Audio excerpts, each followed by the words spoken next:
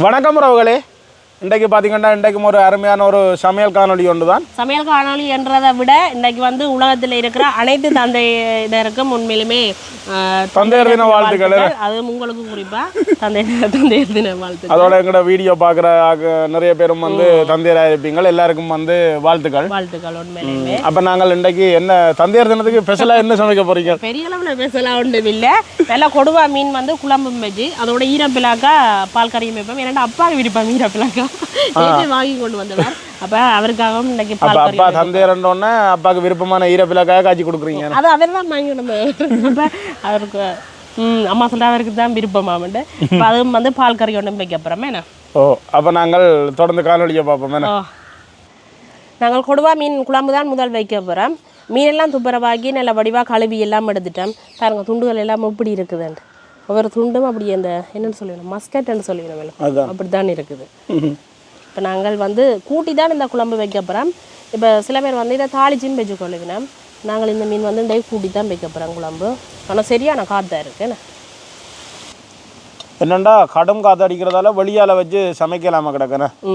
என்ன சொல்கிறது அந்த என்ன வெளியில் போய் சமைக்கலாமா கிடக்கு. இது எங்கட காணிக்குள்ளேயே சமைக்கிறோம். அதான் தோட்டங்கள் அதுகளுக்குள்ளே போயிடாமல் இருக்குது. அதோட நாங்கள் சுஜி விட்டான நிற்கிறோம். பயங்கர காற்று அடிக்குது.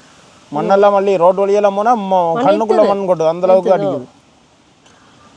எப்படி இருக்கு ஒவ்வொரு துண்டு. இந்த மீன் வந்து இப்போ ஒரு துண்டு சாப்பிட்டாலே காணும். என்ன மாமா தானே போய் வண்டி கொண்டு வந்தவர். அப்போ வட்டியே வண்டி கொண்டு வந்துட்டார். வட்டியே வண்டி கொண்டு வந்துட்டேன். இப்போ வந்து மீன் கறிக்கு தேவையான அளவு நாங்கள் உப்பு சேர்த்துக்கொள்வோம். இது பெரிய தசத்துண்டான மீனண்டபடியாக இந்த உப்பு வந்து சுவர்றது குறைவாக இருக்கும். அளவாக போட்டுக்கொள்வோம் உப்பு.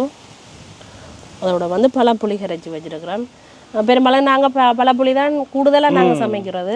சில இடங்களில் வந்து கொரக்காப்புளி பார்க்க. ஆனால் இப்போ சொல்லினோம் என்னென்றால் கொரக்காப்புளி வந்து இந்த அல்சர் பிரச்சனையான மக்களுக்கெல்லாம் நல்ல பழப்புளி வந்து கூடாதான்னு சொல்லினோம். யாராவது தெரிஞ்சாக்கள் வந்து கமெண்ட்ஸ் பண்ணுங்க. மற்றது ஏனென்றால் நாங்களும் வண்டி பாவிப்போம் என்று யோசிக்கிறோம். ஏனென்றால் விறகு முதலே பாவிக்கிறது நல்லது. மற்றது என்ன சொல்லுங்க அப்போ எங்கட இப்போ ஊர் கடையிலையோ இல்லை இதுகளில் வந்து கூடுதலாக பழப்புளி தான் பழக்கத்தில் இருக்கு குறைவு.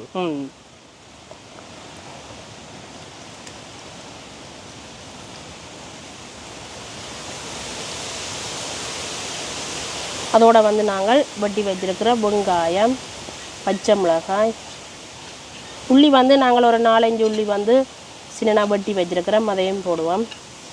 கொஞ்சமாக கருவேப்பிலை. இதோட வந்து கறிக்கு தேவையான அளவு மிளகாத்தூள் தான் சேர்க்க போகிறோம். உங்களோட கறித்தூள் இது வந்து உங்களோட உரைப்புக்கு ஏற்ற அளவுக்கு நீங்கள் தூள் சேர்த்துக்கொள்ளுங்க. ஆனால் காற்றுக்கு பறந்துடும். கண்ணுக்கு பறந்தா சரி.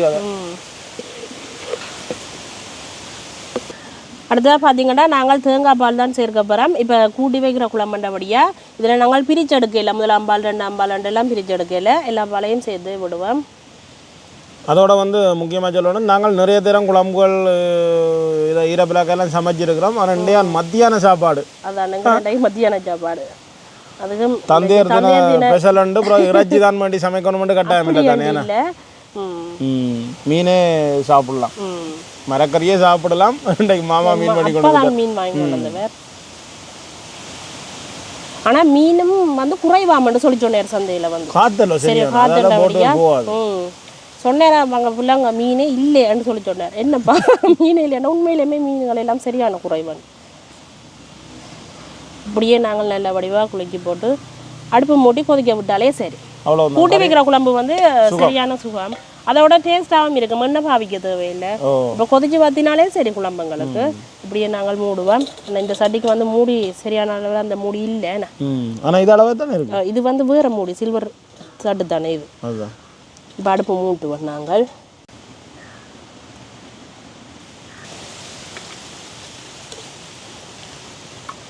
அதோட வந்து இந்த பெண்ணாடையை வச்சு அடுப்பு மூட்டலாம் மாதிரி. ஆனால் என்ன சொல்லுங்க அப்போ தூசு வராது. கணக்க வச்சா இந்த தூசு வந்து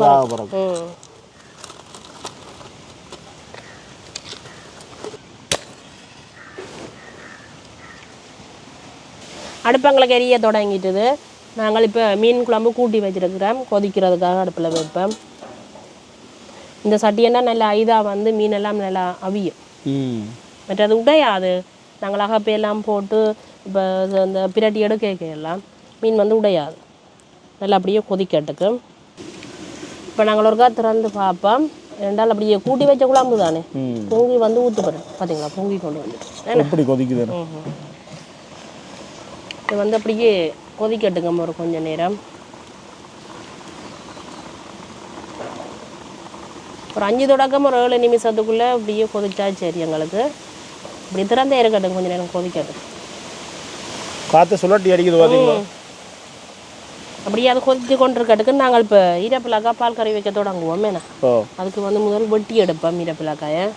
ஆனால் இப்போ வந்து சீசன் குறைவு தான், இடக்காய் தான். என்ன ஈரப்பிளாக்காயை வெட்டி நாங்கள் தண்ணிக்காம போடணும். ஏன்னா டக்குன்னு அந்த கருத்து கொண்டு வந்துடும். அதோட வந்து இந்த தண்ணிக்கு வந்து கொஞ்சமாக உப்பு சேர்த்தா இன்னும் நல்லா கறக்காது. குழம்பு பாருங்க அப்படியே நல்லா கொதிச்சு பாத்தி கொண்டு வந்துட்டு நாங்கள் இனி வந்து மூடி ஒரு 2 நிமிஷம் அப்படியே கொதிச்சுட்டா காணும் எங்களுக்கு. இப்போ நாங்கள் ஒரு காலத்தில் வந்து பார்ப்போம். குழம்பு நல்லா அப்படியே மத்தி கொண்டு வந்துட்டேன். சரியா கொதிச்சு வருது. இனி நாங்கள் இறாக்குவோம். குழம்பு ரெடி. கூட்டி வைக்கிற குழம்பு வந்து எங்களுக்கு சுவா எப்படி இருக்குன்னு வேறு. ஆனால் காத்தண்ண அப்படியே மூடி விடுவோம். மூடுங்க மண் கொட்டி விட்டோம். அடுத்தது வந்து நாங்கள் ஈரப்பிளாக்காய் பால் கறி தான் வைக்க போகிறோம். நல்ல சின்ன துண்டுகளாக வெட்டி வச்சுருக்கிறேன். கிட்டத்தட்ட உருளைக்கிழங்கு எந்த அளவில் வெட்டுவோமோ அந்த அளவில் வெட்டி வச்சுருக்கிறேன். கொஞ்சமாக நாங்கள் மஞ்சள் தூள் சேர்த்துக்கொள்வோம். அதோட வந்து கறிக்கு தேவையான அளவு உப்பு சேர்ப்போம். இதுக்கு வந்து நாங்கள் 3ஆம் தரம் புளிஞ்செடுத்த பாலில் தான் நான் அவிய விட போகிறேன். கணக்க விடணும் மண்டியில் கொஞ்சமாக விட்டாலே சரி, புலம் விட்டாலே காணும் எங்களுக்கு. இதுக்கு தாளித்து தான் போட போகிறோம். அதனால் வந்து வெங்காயம் பச்சைலாம் இதில் சேர்க்கையில் தாளித்து போடாட்டிக்கு நீங்கள் இதுக்கு வந்து வெங்காயம் பச்சைலாம் சேர்த்து அவிய விடலாம். இப்படியே நாங்கள் மூடி விடுவோம் எங்களுக்கு அவியட்டுக்கு. நாங்கள் ஈரப்பிளாக்காய் வச்சு ஒரு 4 நிமிஷம் ஆகுதுக்க திறந்து பார்ப்போம். எப்படி நல்லா அவிஞ்சிட்டு வேறு விரும்பினா அப்படி மசிச்சு விடலாம். ஆனால் எங்களுக்கு மசிக்கிறது விருப்பம். கத்திரிக்காய் கறி இதுகள் வந்து சில பேர் வந்து மசிக்கிறே இல்லை. ஆனால் எங்களுக்கு மசிச்சு காய்ச்ச தான் விருப்பம். இப்போ நாங்கள் நோம்பலாக இருக்கோம், மசிச்சு விட்டாலே சரி. ஆனால் நல்லா அவிஞ்சிட்டு இங்கே வேறு.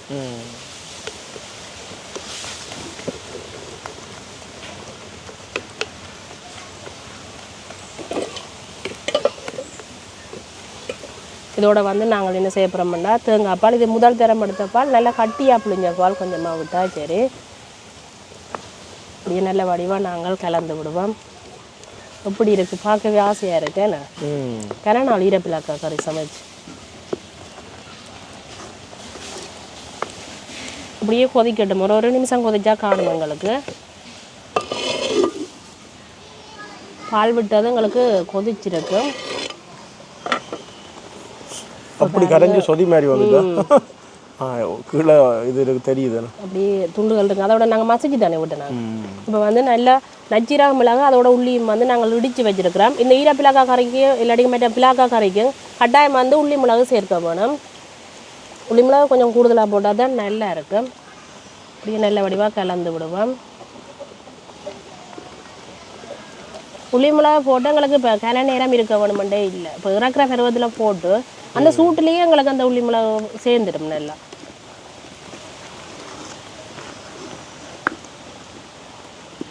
வாசம் வருது. இப்படியே நாங்கள் இறக்கி வச்சுட்டு தாளித்து போடுவோம். நாங்கள் வந்து இந்த தாஜிக்கான் தாளிக்க போகிறோம். தாளிக்கிறதுக்காக தேங்காய் எண்ணெய் விடுவோம். எண்ணெய் வந்து சூடாகிடுது. இப்போ வந்து நாங்கள் தாளிக்கிறதுக்காக கடுகும் பெருஞ்சீரகம் எடுத்துருக்குறோம். கடுகு போட்டோன்னே வடிக்க தொடங்கிட்டு தானே சரியான ஹீட்டாக இருக்கு. அதோட வந்து வெங்காயம் செத்தல் கருவேப்பிலை அதையும் போடுவோம்.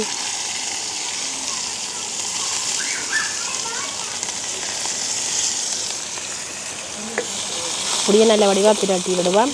வெங்காயம் செத்தலும் எங்களுக்கு பொரிய வேணும். நல்லா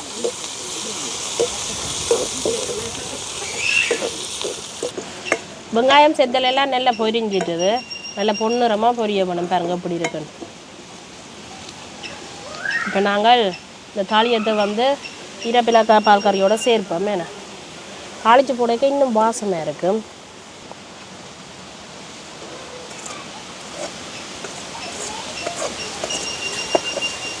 இப்போ நல்ல வடிவாக கலந்து விடுவோம்.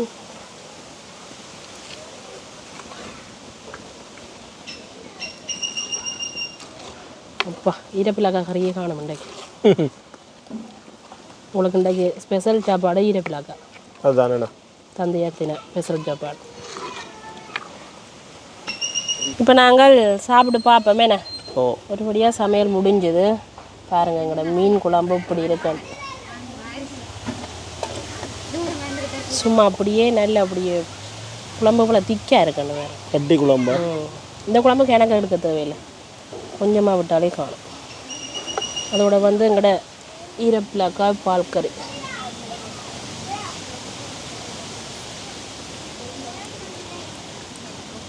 ரைட், சாப்பிட்டு பார்ப்போம்.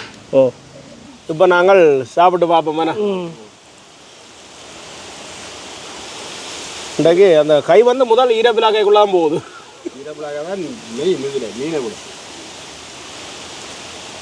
அப்பா ஈரப்பிலாக்கா சும்மா அமிர்தம் மாதிரி நல்லா இருக்குங்க. தாளிச்சு போட்ட வாசம் அப்படியே பொறுமையாக விடாங்க. உள்ளியும் மிளகு எல்லாம் குத்தி போடுவோம் எல்லாம் போட்டது தானே. அந்த வாசம் தான் அப்படியே வருது. அப்படியே நல்லா அந்த கரைஞ்சி போய் சூப்பராக இருக்கும். அந்த சோறோட குழஞ்சி சாப்பிட நல்ல டேஸ்டாக இருக்கும். இப்போ ஒரு நாள் பஜ்ஜி தான் சமைச்சது. மற்ற இப்போ ஈரப்பிலாக்கா சீசன் இல்லை, இடக்கா தான் இதுதானே.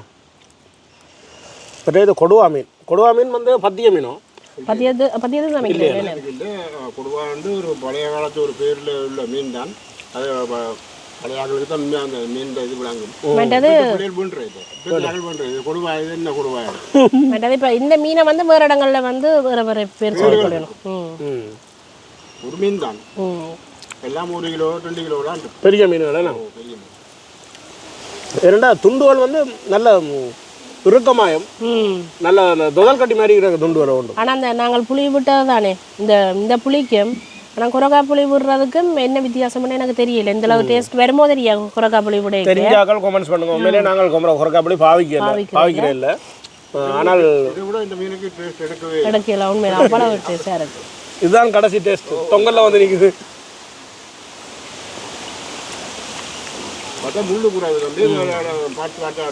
சின்னங்களுக்கெல்லாம் நம்ம கொடுக்கலாம். அதோட நிறைய பேர் கேட்டது மாமாவை காணல மாமா காணலன்னு. இன்றைக்கு தந்தையர் தினம் தானே, மாமாவும் வந்துட்டார்.